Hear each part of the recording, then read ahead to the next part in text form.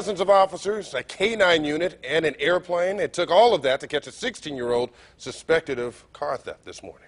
Well, police easily arrested 3 other people, but the teen led them on a manhunt across much of Summit County.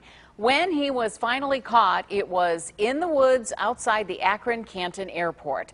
Our Megan Hickey's been following this story all day. Megan, this all started with a stolen car, but police think they're all linked to much more. Right, police told me they might have just broken the case on a string of car break-ins in the area. I talked to one of those victims who had an unusual connection to this story. Police told me they arrested 2 suspects around 2 a.m. this morning. 21-year-old Michael Wilson and 26-year-old Tyler Rogers ditched a stolen truck and ran from police twice. But armed with a 9mm stolen handgun, the teenage suspect led police on a 9-hour chase.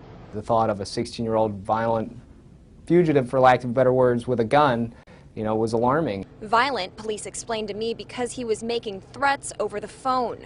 He was telling, his friends and family members, that if he was caught, he's not going to jail. The teen was eventually captured on foot. Now he's in custody. He and the 2 adult suspects could face a range of felonies for car and firearm theft. But that's not all. We are looking into linking them to some thefts from motor vehicles that we've had in the area, and this should clear up several of those.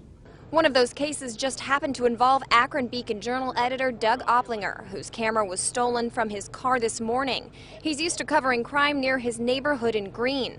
When he arrived on scene to cover the story, when I realized that it started around my house early this morning, I told them, hey, do you need to know this? And they asked if anything was missing, and I said, my Nikon, and they said, well, we've got your camera. And the suspects could also face charges for throwing a semi-automatic rifle out of a vehicle while the deputies were trying to make a traffic stop. Still no word on any official charges for that 16-year-old. Live in Akron, Megan Hickey, News Channel 5.